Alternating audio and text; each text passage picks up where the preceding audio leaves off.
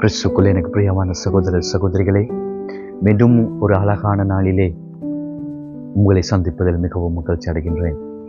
இந்த நாளிலே இறை வார்த்தை மிகவும் அழகாக நம்மை அழைப்பது இந்த படைப்பினை பற்றி சிந்திப்பதற்காக. ஆண்டவர் இந்த உலகத்தை படைத்து உங்களுக்கும் எனக்கும் அமைதியான உலகத்தை அவர் எங்களிடத்திலே கொடுத்திருந்தார். இன்றைய சமூகத்திலே வாழ்கின்ற நீங்களும் நானும் அவ்வாறான அமைதியான உலகத்தை கடவுள் எங்களுக்கு கொடுத்திருந்தாலும், நாங்கள் எங்களுடைய வெவ்வேறு விதமான கருத்துக்களின் ஊடாக, வெவ்வேறு விதமான நடத்தைகள் ஊடாக, வெவ்வேறு விதமான இன்னல்கள் ஊடாக இந்த உலகம் வேறு பக்கத்தை நோக்கி செல்லுகின்றதை நாங்கள் காண்கின்றோம். ஆண்டவர் உலகத்தை படைத்து இருளையும் ஒளியையும் வெவ்வேறாக கொடுத்து, மக்களுக்கு ஒளி தேவை, இருள் தேவை என்று அவர் வெவ்வேறாக அதனை பிரித்து நமக்கு தேவையானவற்றை கொடுத்த கடவுள் என்னுடைய வாழ்க்கைக்கு என்னென்ன தேவையோ அவற்றை எங்களுக்கு தந்திருக்கின்றார்.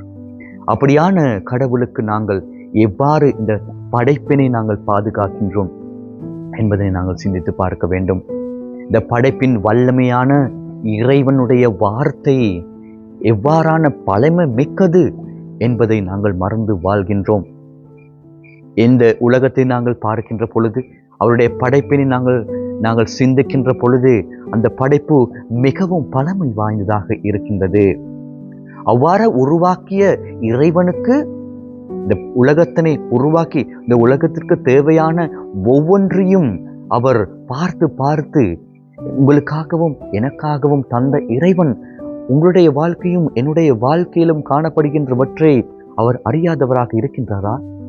இன்று நாங்கள் அந்த விசுவாசம் கூட இல்லாமல், அந்த விசுவாசத்தை தவறிவிட்டு அந்த விசுவாசம் இல்லாமல் வாழ்கின்ற இந்த சமுதாயத்திலே அன்பார்ந்தவர்களே, இந்த உலகம் செல்லுகின்ற பாதையினை நாங்கள் பார்க்கின்ற பொழுது வெவ்வேறு விதமான யுத்தங்களினாலும், வெவ்வேறு விதமான கொலை காரணங்களாலும், வெவ்வேறு விதமான பிரச்சனைகள், வெவ்வேறு விதமான இன்னல்கள், இவ்வாறான தீய நடத்தைகள் ஊடாக இந்த உலகம் கொஞ்சம் கொஞ்சமாக ஒளிந்து செல்லுகின்றதை நாங்கள் பார்க்கின்றோம். அன்பார்ந்தவர்களே, அப்படியானால் உங்களுக்கும் எனக்கும் ஒரு கடமை காணப்படுகின்றது.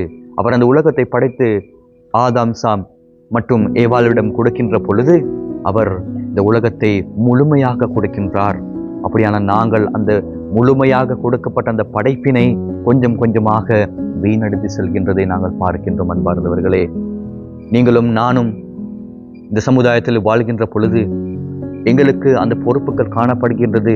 அந்த உன்னதமான படைப்பினை நாங்கள் எவ்வாறு பாதுகாக்க வேண்டும் என்பதை நாங்கள் சிந்தித்து பார்க்க வேண்டும். உங்களுடைய வாழ்க்கையிலும் என்னுடைய வாழ்க்கையிலும் கொடுக்கப்பட்டிருக்கின்ற பொறுப்புகளை சரியான முறையில் செய்வதில் அவருடைய படைப்பின் வல்லமையினை, வார்த்தையினை உங்களுடைய வாழ்க்கையிலும் என்னுடைய வாழ்க்கையிலும் சொந்தமாக்கிக் கொள்ள வேண்டும். இன்று நாங்களில் நற்செய்தி வாசகத்தில் நாங்கள் பார்க்கின்றோம். புனித லூக்கா மாட்கள் எழுதிய நற்செய்தி வாசகத்தில் நாங்கள் பார்க்கின்றோம்.